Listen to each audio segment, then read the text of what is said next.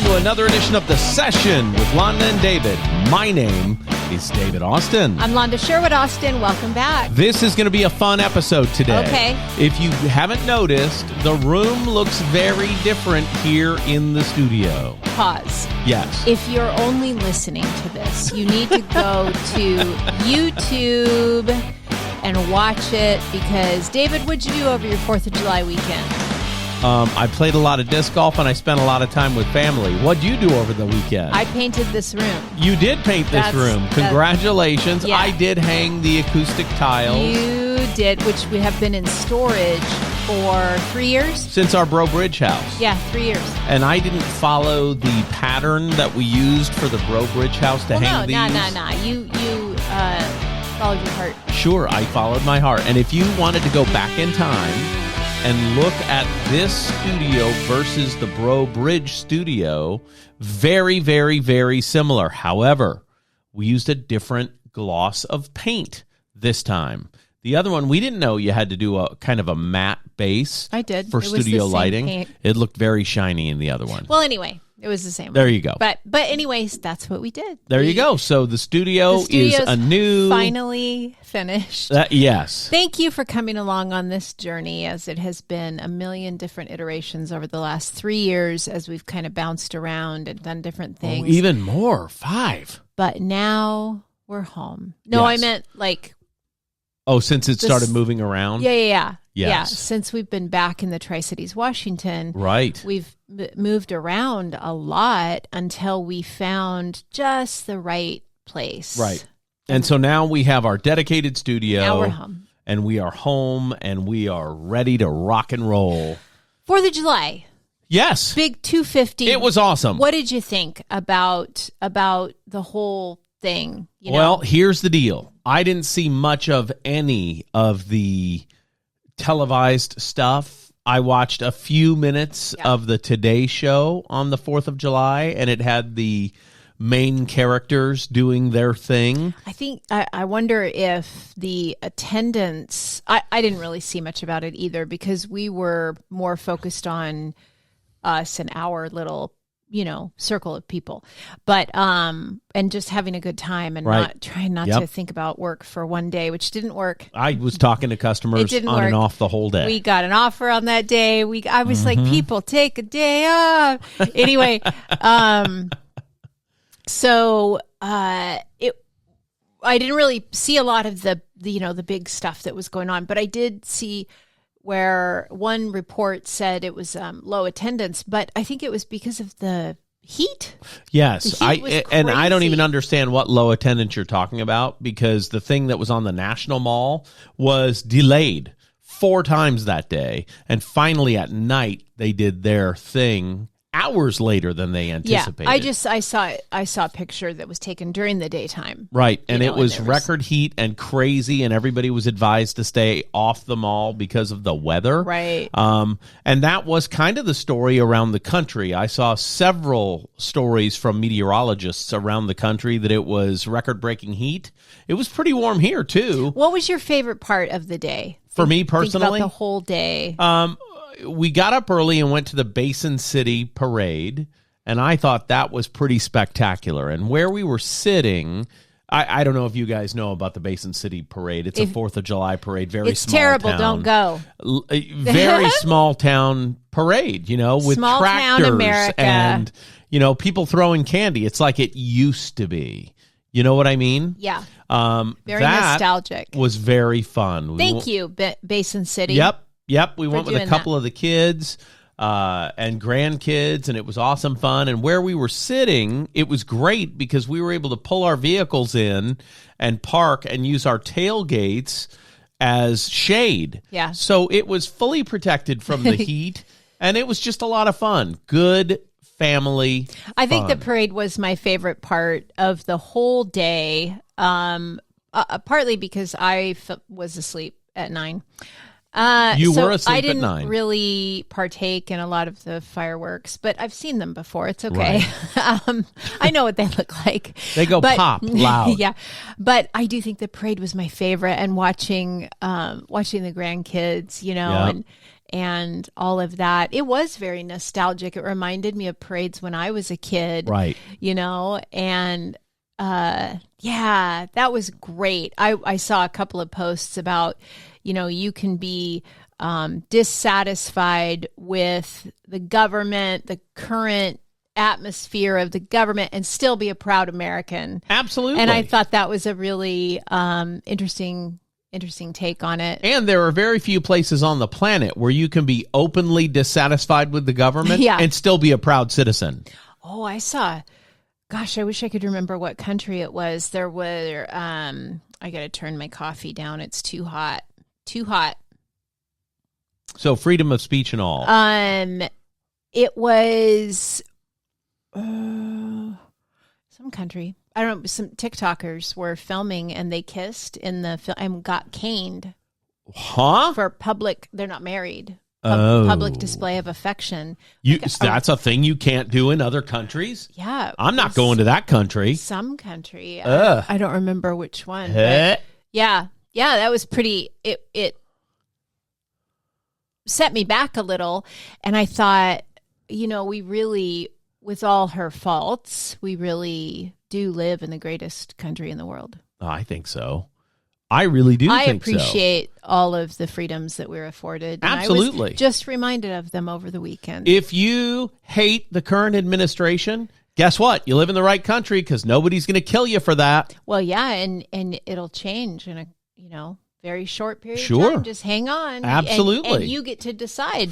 And that's the magic. On the change. Also, on the 4th of July, I talked to my dad, and he did confirm that, yes, in fact, at the bicentennial celebration, we were in New York City, and I was dressed as an Indian on my yellow tricycle. Aw. Yep. And he said he does not have that picture. So I think my brother Nathan has that picture. And Johnny Ferrara, yes, was dressed as a little tiny cowboy. Aw. Yep. So very fun. He was very nostalgic in our phone call about the year. And then one thing, we talked about how we went to see the Atlanta Braves on the 4th of July. And Dale Murphy, my favorite baseball player of all time, signed my little Atlanta Braves poncho. And then they did fireworks. My dad goes, I didn't go to that, David. Well, here's the thing. I think he did. You're going to get there, too. I think he forgot. You're going to get there where you don't remember everything just right. We already... Everybody remembers different things. Mm-hmm. You remembered it was a core memory for you. When I told him more about it and how we got there early for batting practice and Dale Murphy signed my poncho, he was like, oh, yeah, I remember when Dale Murphy signed your poncho. Well, that was the 4th of July. Okay. Yep. It might have been around the 4th, but they had a big fireworks display at the end. Sure. Yeah. So that was a fun childhood memory that I had. And that was in Fulton County Stadium, which has been demolished for years. Yeah, gone. Long gone. Super gone. So that's the 4th of July recap. Yeah, and it was lots of fun. We barbecued. We did all this stuff that you do. We barbecued. We did no swimming. You're right. I got in the pool with two of my granddaughters and splashed around. Okay, so did I, but the pool was... A little blow-up pool. Yeah. Little backyard pool. It was lots of fun. A little blow-up with the girls. Yeah. That was a lot of fun. Last week you talked about the second half of the year and how we're attacking it. And I don't mean to do a sharp left turn, but that's enough about the 4th of July. But let's get into some meat and potatoes of the second half of the year and how you're attacking it and what you're going to do. And what we're going to do different as an industry, right? Moving forward. One thing we've been doing for the last 2 weeks is we've been doing a lot of market research with other professionals in our industry, realtors and lenders. Yeah. And we've gotten some pretty interesting information. I had a conversation today with one of my longtime lender buddies, and he was talking to me about how, a lot of people anticipated interest rates by now would be in the 5s, and we'd just be humming at business. And he said to me, you know what? We don't get to control that. So Right. I don't know why we're even talking about it, because we don't control the interest rates. Right. And customers who say, well, we deserve, no, we don't. We don't deserve anything. And that's a quote from this lender buddy of mine who said that.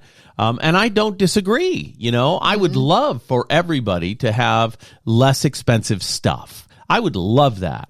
But the reality is things cost what they cost. So what, as a business person, I need to do is focus on the things I can control, not the things I can't control. What can I control? Yeah, that was my question. Can control. You stole it. Yeah.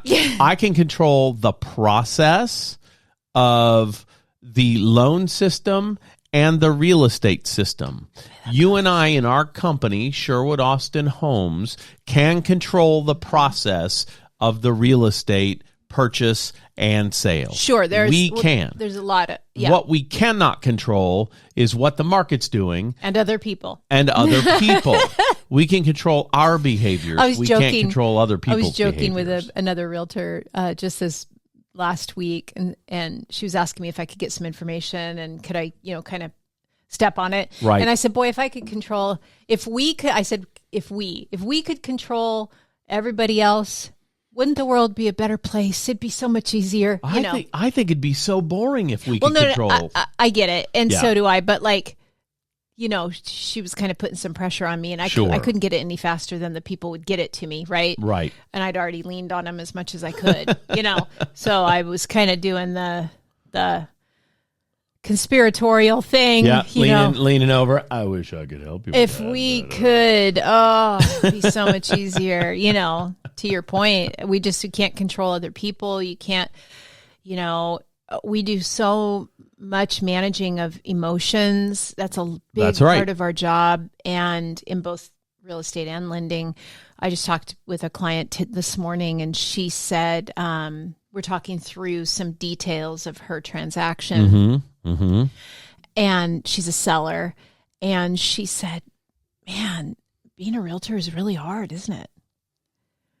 And I never used to have people say that to me, because people I never let them see behind the curtain, right? That's the way in sales, that's the way I was raised in sales. You never, ever let them see behind the curtain.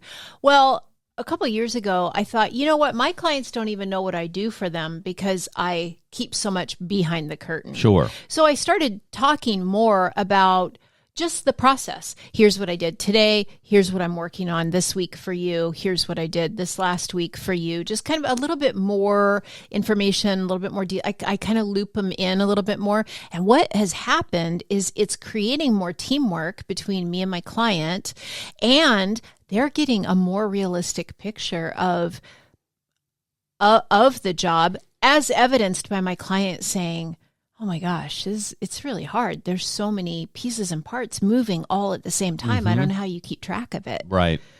And then she said, I'm glad I don't have to track all of it. And I said, well, that's why I get paid. Right. I get paid to track it. It's just you don't perform your own surgeries either. That's exactly right. A surgeon does it, And so it's kind of nice to feel like it's okay to let them in a little bit more. And I think it's making my process more personable. Well, communication is the thing that most people, as it pertains to lending, complain about. Communication. Same with real estate. People feel, and this is just... It's the number one complaint. Based on market research, people feel like loan officers don't openly communicate with them about the things that are needed on a loan. Now, that's not necessarily true. That's just how they feel. That's how they feel. I gotcha. And so one story that I used to hear all the time about other lenders when realtors were complaining to me, because, when I was new in this industry, I didn't try to sell myself. I wanted to find out what was working for realtors and their lender partners. So I would take a lender to, say, coffee and say, hey, who do you love to work with and why? And then I just listen. Mm-hmm. And they tell me all the good and all the bad. We're so similar. You know what I mean? Mm-hmm. And what you do when you're asking those questions is you learn what they love and what they hate. And all of them hate to feel out of the loop. Yeah. They don't want to know too much. That's for damn But sure. They want to know enough to not be taken aback when their customer calls them to say, what in the hell are they asking for this for? I can confirm that, though. There have been a couple of times that you've said to me, well, I said too much. Yes.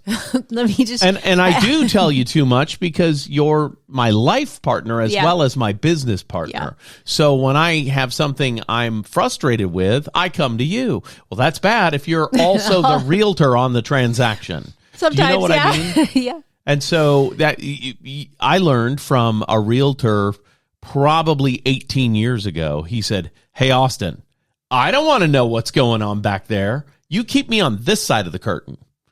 Don't bring me to this side." Yeah. And I said, that's okay. Yeah. And he said, just don't ever let me not know what's coming. And I took that to mean he didn't want to get a call from his customer Right. and get surprised. Right. You know what I'm saying? So thinking about going back to what you're doing to attack the second half, you're thinking about how the processes. And I'm selling the processes. I'm not selling interest rates. I'm not selling the market. What I'm selling is if you have a client who needs to close in the next 21 days, my average time from submission of a loan to clear to close is 12 and a half days. That's my average. So I'm selling the process.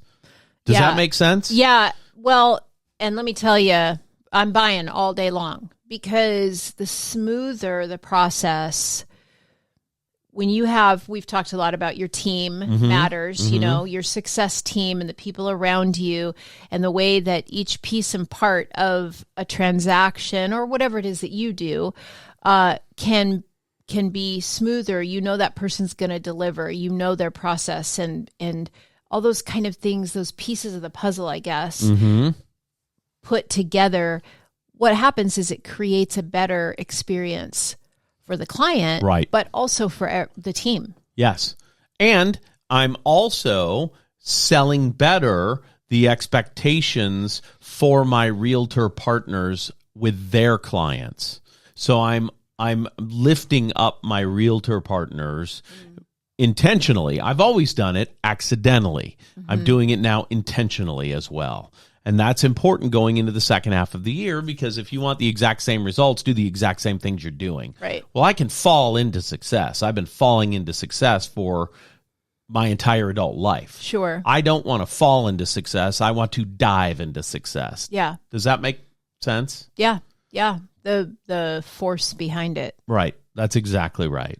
And if you're a good communicator and you smile and you're quick-witted, you will always fall into success. Right. But I'm diving into it now. I feel like the way that you look at business is you're not so much riding the waves, you are the atmosphere. That's right. And over the years, when I've trained the atmosphere lenders, creates the waves in the ocean. That's exactly right. Over the years, when I've trained lenders, and every lender that's ever worked with me will say these words to you if you ask them what I tell them to say, and that is, I'm a force of nature and I make things happen. Oh, there you go. And if you call Dago Velasquez right now, he will tell you he's a force of nature and he makes things happen because that's what you have to do. Does that make sense? Yeah, nothing happens for you. I mean, you make it happen. Things can happen because of you or things can happen to you. Yeah. Make things happen because of you. Yeah. That's my philosophy about how I run my business. Yeah. So for the second half of 2026, intentionality and focusing on the system is what I'm doing. Yeah. I'm being more intentional and I'm focusing on the system. I like that. Yep. That's really good. How about you? What are you doing in the second half that's different? Well, I talked last week about prioritizing myself, putting on my own oxygen mask first. Yes. And that's helping. Okay, tell me more about that. Well, I have more energy and more focus and feel better Okay. just in 2 weeks of that practice. Okay. And that's something to say. And that puts me in a better headspace with my clients. It puts me in a better place to help them and to, manage their transactions. And I'm less blown by the wind emotionally. Sure. Right? Yeah. I can be a better step down transformer for them when they're very emotional. And that is a step down transformer is in electricity. You have high voltage comes into the transformer. It steps it down into low voltage that comes out. Right. And so this was, early training in my real estate career. They talked about that, your client or whoever, the realtor on the other side, whoever it is, comes at you with all this high voltage, crazy energy, right? You have to learn how to have that iron core and let it absorb it, let it step down, and then you put out a low voltage. Okay. And I am better able to do that when I'm taking care of myself, when I'm doing the things I know I need to do, putting on my own oxygen mask first, right? What are some of the things that you do to put on your own oxygen mask first? And I ask that only because we're very practical. And how do you do that practically? Yeah, it's different for everybody, right? And I did talk about it a little bit last week, but for me, it's focusing on my health. I'm getting all of the nutrition that I need. Right. You're still not great at that, by the way. The nutrition that you need, you often skip meals that you shouldn't be skipping and then realize it and then have a kind of blood sugar thing. Well, but not in the last 2 weeks. Okay. So getting the nutrition I need. Okay. Because my nutrition's specific to me. Right. I know what makes me feel good and what doesn't. Yes. Getting up in the morning and going for a walk. That was great. You did that today, and it was awesome to wake up to a fresh cup of coffee right next to my bed. That was fun. Being a little bit more mobile and active, taking breaks during the day for just some activity. Prioritizing my sleep, prioritizing my self-care, prioritizing downtime. Okay. Prioritizing reading, because it gets me out of, I could work on work 24 hours a day, 7 days a week. I could. There's enough to do. Sure. I could be working on it all the time. It's not, having an office at our home helps that, actually. Yeah. But all work and no play. Right? So those are the simple, practical stuff that I do that allows doing one thing at a time is also another thing that puts me in a better headspace instead of trying to multitask a million things going on. Nope. The house is not going to burn down. That's right. If I don't stop and focus on this one thing, or if I don't do 3 things at once. Right. It's like yesterday when you had your list of things that you needed to get done, including painting the studio, and you said to me, I don't know that I can go paint the studio because I have to do the floors downstairs. And I said, no, I'll vacuum downstairs. You do your studio. Right, and I'm terrible at asking for help, and so that's something I could be better at. But really, for me, the business is pretty systematized. Right. Well, and that's so important. My processes are awesome. Sure. So it's not that falters.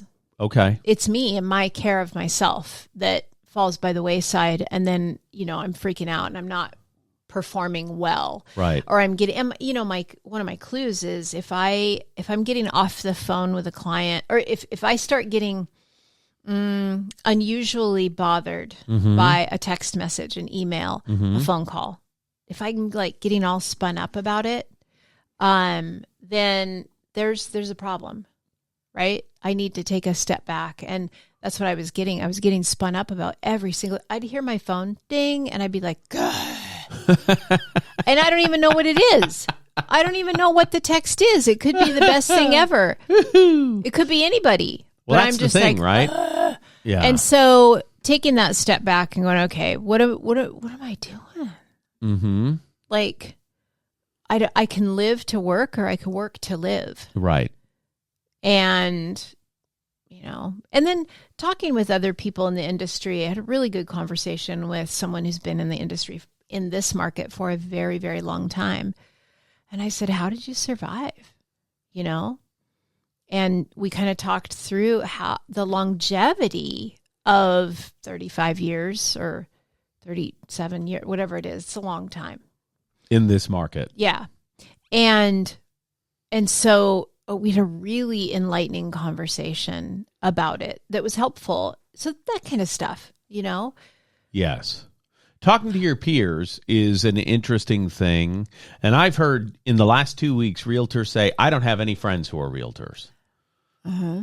And while I think there's something to be said for independent thinking, there's also something to be said for collaboration, right?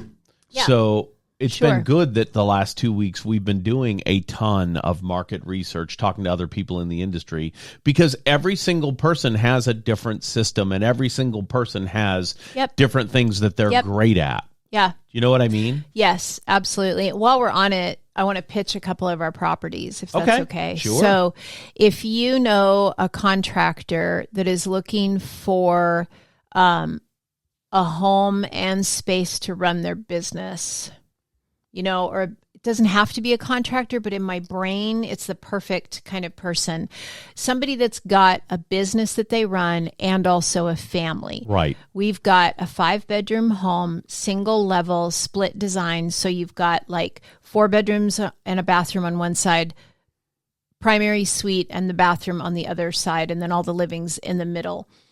And it's got a 1,200 square foot shop, an 800 square foot shop, and a 2-car garage, Right. and a boatload of parking on just over an acre in Kennewick. If you know somebody that needs that kind of property, let us know, please. Put them in touch with us. And let me clarify. If your business is running 4, 5, or 6 different business vehicles like trucks or large equipment, yeah, this place can accommodate 100% Yes. of your inventory of vehicles and equipment. And the 1,200 square foot shop has 2 giant bays where you can actually work on your vehicles and your equipment. it's got a huge compressor, a 60,000 pound shop press. And I don't know what you do with a 60,000 pound shop press, but somebody does, and it's in there. Yeah, and it's staying. So we've got that property. So think about who you know, or keep it in the back of your mind. If you're listening and you overhear a conversation, you never know who knows who, right? Right. So another property that I want to talk to you about, though, is also a unique property. This would be someone who understands the value of having an awesome home and piece of property on 5 acres with a 40 by 60 shop, like half acre of cherries, chicken coops, raised garden beds, hot tub, big 3,000 square foot house, but also a 5 acre parcel to hold that is buildable. Right. Right. And so would love to sell it all as one. Right. And so this is for somebody who is like more future thinking, and they understand the value of having that 5 acre parcel right there, that in the future they could either build something on themselves, sell to someone to build a builder or somebody, Sure. Developer. It might even be able to be broke into 2.5 acres each. So somebody And like that would require a variance from the county. Sure. But yeah. it's absolutely doable. And it's riverfront, over 900 feet of Yakima River frontage. Did they say 986 feet? Yeah, it's almost 1,000 feet. And it's senior water rights. Yep. From 1886. Which is crazy.